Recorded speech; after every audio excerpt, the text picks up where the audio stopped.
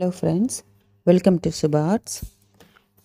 வாங்க இப்போ இந்த வீடியோவில் எப்படி நம்ம ஆரி ஒர்க் பண்ணலாம் அப்படின்னு சொல்லி பார்ப்போம். லாஸ்ட்டு வீடியோவில் இது எப்படி பெயிண்ட் பண்ணலான்னு சொல்லி உங்களுக்கு நான் ஃபுல்லாக டீட்டெயிலாக போட்டிருக்கேன். ஏற்கனவே சொல்லியிருந்தேன் ஆரி ஒர்க் அடுத்த வீடியோவில் போடுறேன் அப்படின்னு சொல்லி. இப்போ இந்த வீடியோவில் ஃபுல்லாக ஆரி ஒர்க் எப்படி பண்ணலான்னு சொல்லி நம்ம டீட்டெயிலாக பார்ப்போம். வாங்க என்னென்ன செய்யலான்னு சொல்லி பார்ப்போம். வாங்க.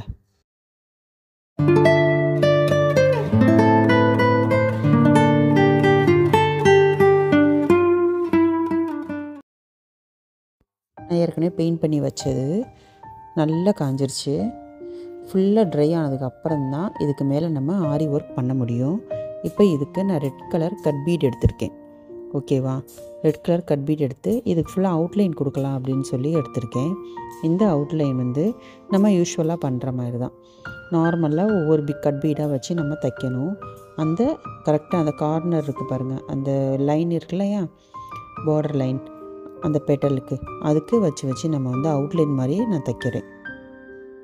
எப்பயுமே நம்ம பெயிண்ட் பண்ணதுக்கப்புறம் அதுக்கு மேலே பண்ணுற ஒர்க் வந்து கொஞ்சம் வந்து எப்படி சொல்கிறது, கொஞ்சம் திக்காக இருக்கும் அந்த இடமே.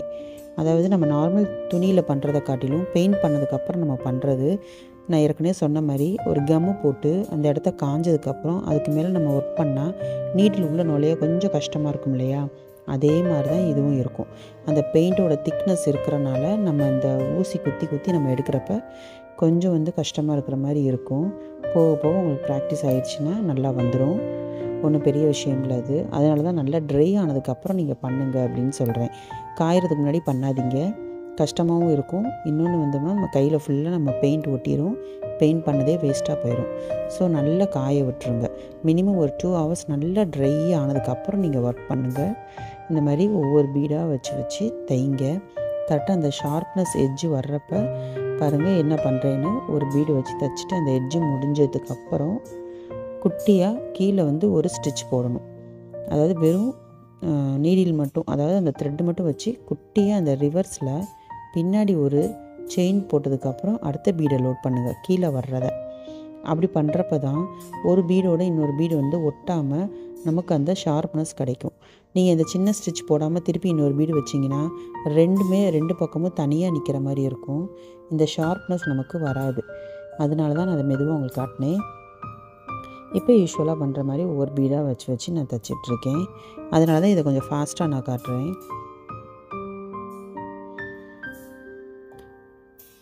இதுக்கு வந்து நீங்கள் வந்து கோல்டு கலர் கூட வைக்கலாம், அழகாக இருக்கும். என்கிட்ட ரெட்டு இருந்துச்சு, ஸோ அதுக்கு ஆப்டாக இருக்கே அப்படின்னு சொல்லிட்டு நான் ரெட்டு வச்சுட்டேன். வச்சு இப்போ இந்த இடத்துல அப்படி நீங்கள் கண்டினியூ பண்ணிடலாம். அடுத்தது நம்ம ஒவ்வொருத்துக்கு நாட் போடணும் அப்படின்ற அவசியம் கிடையாது. எங்கே வேணுமோ அங்கே மட்டும் நாட் போடுங்க, வேறு வழியே இல்லை அப்படின்ற இடத்துல நாட் போட்டுக்கலாம். இப்போ இதோட கண்டினியூஷன் அடுத்த பெட்டலுக்கு வருது. அப்படியே அங்கேயே அதே மாதிரி ஒவ்வொரு பீடாக வச்சு நான் ஸ்டிச் பண்ணுறேன்.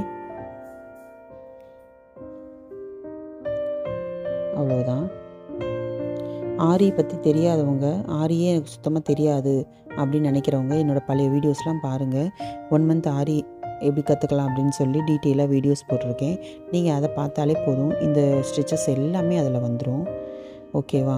இப்போ இந்த இடத்துல முடிஞ்சிருச்சு. இங்கே வச்சு நாட் பண்ணி நான் முடிச்சிடுறேன். முடிச்சுட்டு அடுத்த பெட்டல் இதே மாதிரி ஃபுல்லாக பாருங்கள் எல்லாமே கொடுத்துட்டு இந்த பட்டுக்கும் கொடுத்துட்டேன். ஆல்மோஸ்ட் ஃபுல்லாக முடிச்சாச்சு. எல்லாத்துக்குமே கட் பீட் கொடுக்கவும் அந்த ஒரு கிளாஸி லுக்காக இருக்கும் கட் பீட் கொடுத்தா.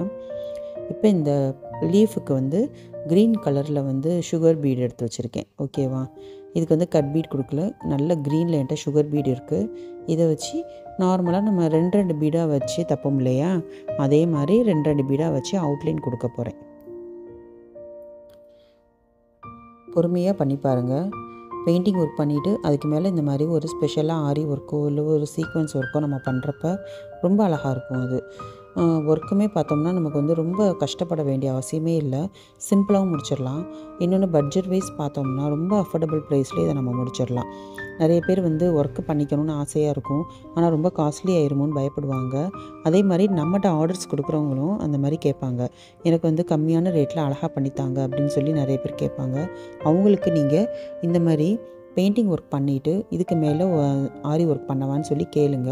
அவங்க ஓகே அப்படின்னு சொன்னாங்க அப்படின்னாக்கா, நீங்கள் ஏதாவது செஞ்ச வீடியோஸோ இல்லை ஃபோட்டோஸோ இருந்தால் நீங்கள் காட்டுங்க. அதை வச்சு நம்ம ஆர்டர்ஸ் நம்ம எடுக்கலாம். அவங்களுக்கும் அது புரியும். ஒர்க்கு ஓகே, அதாவது ப்ரைஸ் லெவலில் கம்மியாக இருக்குது, ஒர்க்கு நீட்டாக இருக்குது அப்படின்னு சொன்னால் கண்டிப்பாக ஓகே சொல்லுவாங்க. ஸோ அவ்வளோதான், இதை முடிச்சு நான் நாட் போட்டுக்கிட்டேன். அவ்வளோதான். இப்போ இந்த காம்புக்கெலாம் என்ன பண்ணலாம் அப்படின்னு சொல்லி பார்த்தேன். காம்பு நம்ம ஆல்ரெடி பெயிண்ட் பண்ணியிருக்கனால நமக்கு காம்புமே லைட்டாக தெரியும். அந்த க்ரீனிஷ் தெரிஞ்சால் தான் நல்லாயிருக்கும்.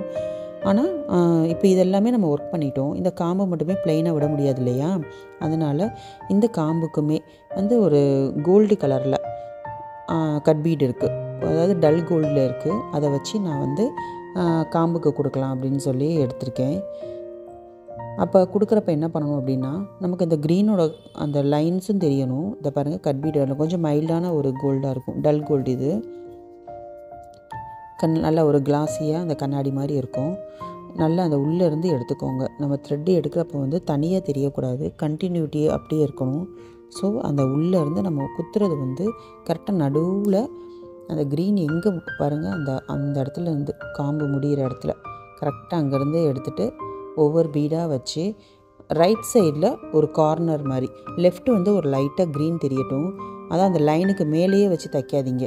லைனுக்கு மேலேயே தைச்சிங்கன்னா நம்ம பெயிண்ட் பண்ணி பிரயோஜனமே இல்லாத மாதிரி இருக்கும். ஸோ லைனுக்கு மேலே தைக்காமல் அந்த லைனுக்கு ஒரு எட்ஜு ரைட் சைடு ஒரு கார்னர் மாதிரி ஒரு லைன் கொடுத்தோம்னா, ஒரு ஷேடு பார்த்தோம்னா க்ரீன் கலர் தெரியும், இன்னொரு ஷேடு நமக்கு கோல்டு கலர் தெரியும்.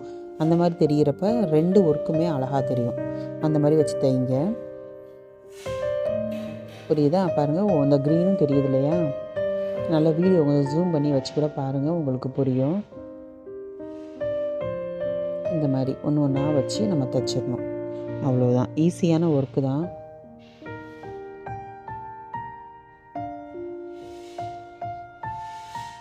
அழகாக இருக்குல்ல? நான் ஆல்ரெடி சொன்ன மாதிரி இந்த லோட்டஸ்லாம் பார்த்தீங்க அப்படின்னா நல்ல ஒரு போட் நெக்கில் இல்லை பாட் நெக்கில் அதிலலாம் நடுவில் வச்சு நம்ம இந்த டிசைன் பண்ணோம்னா ரொம்ப அழகாக இருக்கும். ஹேண்ட் ஸ்லீவில் ஒரே ஒரு லோட்டஸ் மட்டுமே போதும், அதுவே ரொம்ப கிராண்டான லுக்காக இருக்கும். அந்த மாதிரி ட்ரை பண்ணி பாருங்கள்.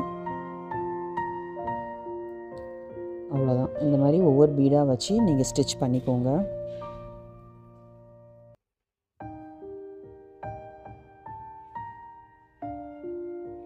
இப்போ அடுத்து இந்த காம்புக்கு இந்த ரைட் சைடில் நான் அந்த பட்டோட காம்புக்கு கொடுத்துட்டேன். இப்போ லெஃப்ட் சைடு அப்படியே கண்டினியூவாக நம்ம அந்த கேப்லேயே கொடுத்து நம்ம ஃபில் பண்ணிக்கலாம்.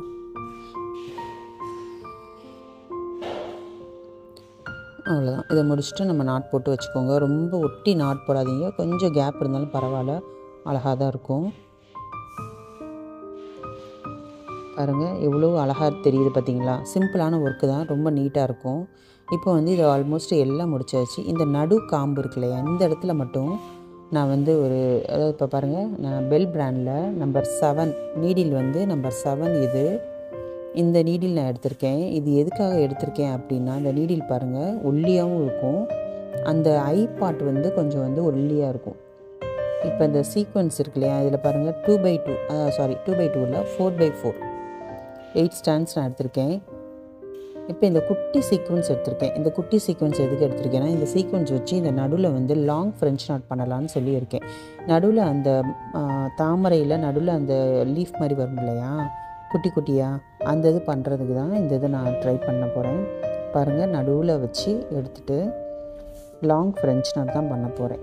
அதாவது பேபி கலர் பிங்க் என்ற நூல் இருந்துச்சு, சில்க் த்ரெட்டு, அதை வச்சு ஒரு டார்க் பிங்க் சொல்ல முடியாது, ஒரு மீடியமான பிங்க்கு, அந்த பிங்க்கில் சீக்வன்ஸ், குட்டி சீக்வன்ஸ் அதை வச்சு ஃபஸ்ட்டு, அதாவது ரொம்பையும் கீழே கிடையாது மேலே கிடையாது, ஒரு மீடியமாக நடுவில் இடத்துல நான் குத்தியிருக்கேன் பாருங்கள். இந்த மாதிரி குத்தி ஒரு லாங் ஃப்ரெஞ்ச் நாட் அதில் போட்டுருங்க. எதனால் நூலோட கவுண்ட் நான் இவ்வளோ கம்மியாக எடுத்திருக்கேன் அப்படின்னா, சீக்வன்ஸ் ரொம்ப குட்டியான சீக்வன்ஸோட ரவுண்டும் நமக்கு தெரியணும், நடுவில் ஃப்ரெஞ்ச் நாட்டும் தெரியணும். புரியுதா? அதனால தான் இப்போ பாருங்கள் ரெண்டுமே தெரியுதா? அதனால தான் இந்த அளவு நம்ம நூல் எடுத்துக்கணும். ரொம்ப நம்ம ஒரு 6x6 இல்லை 8x8 எடுத்தோம்னா நாட் பெருசாக விழுவும். அப்போ அடியில் வைக்கிற சீக்வன்ஸ் நமக்கு தெரியாது, அப்போ யூஸே இல்லாமல் ஆயிரும், சீக்வன்ஸ் வச்சுமே பிரயோஜனம் இல்லாமல் ஆயிரும். அதனால தான் சீக்வன்ஸோட அளவை பார்த்துட்டு அதுக்கேற்ற மாதிரி நம்ம இந்த லாங் ஃப்ரெஞ்ச் நாட்டுக்கு நம்ம த்ரெட்டோட கவுண்டிங் நம்ம எடுக்கணும். புரியுதா? ஃப்ரெஞ்ச் நாட் தெரியாதவங்க பாருங்கள், பழைய வீடியோஸ் எல்லாமே பாருங்கள். பார்த்தீங்க அப்படின்னா நல்லா உங்களுக்கு புரியும். நான் ஆன்லைன் கிளாஸ் எடுக்கலான்னு சொல்லி இருக்கேன். உங்களுக்கு யார் யார் சேரணும்னு சொல்லி ஆசை இருக்குன்னு சொல்லி கமெண்ட்டில் கூட பண்ணுங்கள். நான் எல்லாருக்கும் ஆன்லைனில் வந்து உங்களுக்கு வந்து ஃபுல்லாக வந்து நான் ரெக்கார்டட் வீடியோவாக நான் அனுப்பிடுவேன். அந்த வீடியோ வச்சு நீங்கள் நல்லா கம்ப்ளீட்டாக நீங்கள் பழகிடலாம். நீங்கள் பழகிட்டீங்க அப்படின்னா நான் வந்து கரெக்ஷன்ஸ் வந்து ஒரு வாட்ஸ்அப் குரூப் மாதிரி ஸ்டார்ட் பண்ணி அதிலே உங்களுக்கு எல்லா கரெக்ஷன்ஸும் நான் சொல்லி கொடுத்துருவேன். அதனால் நீங்கள் நேரில் வர முடியலை அப்படின்னு நினைக்கிறவங்க எல்லாமே ஆன்லைன்லேயும் கற்றுக்கலாம். அப்படி கற்றுக்கணும் அப்படின்னு நினைக்கிறவங்க எனக்கு வந்து கமெண்ட்டில் சொல்லுங்கள். நான் வந்து உங்களுக்கு எப்போ ஸ்டார்ட் பண்ண போகிறேன் அப்படின்ற இன்ஃபர்மேஷன் வந்து உங்களுக்கு கொஞ்சம் நாளில் நான் சொல்லிடுவேன். கொஞ்சம் சேர்ந்த ஒரு அடுத்த பேட்ச் எல்லோரும் ஆள் சேர்ந்ததுக்கப்புறம் நான் சொல்லுவேன். சரியா? அப்போ பண்ணி முடிச்சிட்டிங்க அப்படின்னா உங்களுக்கு வந்து அதிலே எனக்கு நீங்கள் எல்லாமே சப்மிட் பண்ணிட்டீங்க அப்படின்னா சர்டிஃபிகேட்டும் நான் உங்களுக்கு அட்ரஸ்க்கு ப்ரொவைட் பண்ணிடுவேன். அதனால் ஒரு பயமும் இருக்காது உங்களுக்கு. நேரில் வந்து எப்படி கற்றுக்குறீங்களோ அதே தான் ஆன்லைன்லேயே நீங்கள் கற்றுக்க போகிறீங்க. என்னென்ன டவுட்ஸ் கேட்கணும் அப்படின்னு நினச்சாலும் எப்போனாலும் நீங்கள் என்கிட்ட கேட்கலாம். நான் வந்து அந்த வாட்ஸ்அப் குரூப்பில் வந்து உங்களுக்கு எல்லாமே சொல்லி கொடுத்துருவேன். அதனால் எந்த பயமும் உங்களுக்கு தேவையில்லை. சரியா? நிறைய பேருக்கு ஆரி கற்றுக்கணும்னு ஆசை. ஆனால் என்னால் வெளியே போக முடியலை. வீட்டில் வந்து வேலை சரியாக இருக்குது, குழந்த இருக்குது, ஹஸ்பண்ட் பார்த்துக்கணும், மாமியார் பார்த்துக்கணும், இந்த மாதிரி ஏகப்பட்ட ஒர்க் இருக்கும். அந்த நடுவில் நீங்கள் இதை கற்றுக்கணும்னு ஆசைப்பட்றவங்க எனக்கு வந்து கமெண்ட் பண்ணுங்கள். நான் வந்து உங்களுக்கு அனுப்புகிறது எல்லாமே ரெக்கார்டட் வீடியோ மாதிரி தான் அனுப்புவேன். ஸோ நீங்களுடைய ஃப்ரீ டைமில் நீங்கள் அதை கற்றுக்கலாம். சரியா? இப்போ இதில் 5 பெட்டல் போட்டிருக்கேன். அடுத்த லீஃபில் வந்து அதாவது இந்த சைடில் இருக்குது பார்த்திங்களா, இதுக்கு வந்து அந்த இடத்துக்கு ஏற்ற மாதிரி 2 இல்லை 3 எதுவுமே நீங்கள் வரிசையாக வைக்காதீங்க. ஒன்று வச்சுட்டு அது பக்கத்துலேயே அடுத்தது வரிசையாக வைக்காதீங்க. கொஞ்சம் கீழே அதாவது இறக்கி வச்சோம்னா அழகாக இருக்கும். இல்லைனா ஏற்றி வைக்கணும். இந்த மாதிரி வைக்கிறப்ப தான் நல்லாயிருக்கும். இப்போ நடுவில் பாருங்கள், நடுவில் ஒரு பெட்டல் மட்டும் லாங்காக வச்சுட்டு 2வது 3வது எல்லாமே கொஞ்சம் குறைச்சி வச்சுருக்கேன். அதே மாதிரி நீங்கள் வைங்க. இப்போ இந்த சைடு நான் வைக்கிறது வந்து இப்போ வச்சுருக்கேன்னா அடுத்த பெட்டல் பாருங்கள், அதை விட கொஞ்சம் அதே ஈக்குவலாக நம்ம வைக்காமல் அதை விட கொஞ்சம் மேலே அப்படி ஏற்றி வைக்கிறப்ப அது அழகாக தெரியும். சரியா? இந்த மாதிரி தான் வைக்கணும். இந்த இடத்துல வந்து 2 வச்சாலே கொஞ்சம் போதும்னு தோணுது. 3வது வச்சா அந்த கட்பீடில் இடிக்கும். அதனால் 2 மட்டும்தான். இந்த மாதிரி ஃபுல்லாக கம்ப்ளீட் பண்ணிவிட்டு எப்படி இருக்குன்னு உங்களுக்கு பார்ப்போம். அடுத்த பெட்டல்லையும் நான் கொடுக்க போகிறேன். அந்த அளவுக்கு ஏற்ற மாதிரி தான். சரியா? 2னா 2 இல்லை சிலதில் 1 அவ்வளோதான். இந்த மாதிரி ஃபுல்லாக நான் கொடுக்கலான்னு சொல்லியிருக்கேன். இந்த பட்டர்லேயும் கொடுப்பேன். முடிச்சுட்டு எப்படி இருக்குன்னு பார்ப்போம். இப்போ ஆல்மோஸ்ட் எல்லாத்துலேயும் முடிச்சாச்சு. அழகாக இருக்குது பார்த்தீங்களா? அவ்வளோதாங்க. ரொம்ப சிம்பிளான ஒர்க்கு தான். ரொம்ப நீங்கள் இதில் வந்து மெட்டீரியல் வைஸும் அதிகம் கிடையாது, டைமும் ரொம்ப கிடையாது. நீங்கள் திருப்பி ட்ரை பண்ணி பாருங்கள். சரியா? என்ன டவுட்னாலும் எப்போனாலும் கமெண்ட் பண்ணுங்கள். நான் வந்து இம்மீடியட்டாக உங்களுக்கு ஆன்சர் பண்ணுவேன். எந்த ஒரு பயமும் வேண்டாம். சரியா? கைத்தொழில் எப்பயுமே நமக்கு வந்து கை கொடுக்கும். அழகாக இருக்கா? இப்போ இந்த வீடியோ வந்து உங்களுக்கு யூஸாக இருக்குது அப்படின்னு சொல்லி நீங்கள் நினைக்கிறீங்கன்னா நீங்கள் இதை லைக் பண்ணிக்கோங்க, சப்ஸ்கிரைப் பண்ணி வச்சுக்கோங்க, நோட்டிஃபிகேஷன்லேயே ஆன் பண்ணி வச்சுக்கோங்க. அடுத்தடுத்து உங்களுக்கு வரும் எல்லாமே. சரியா? அடுத்த வீடியோவில் பார்ப்போம். Thank you friends.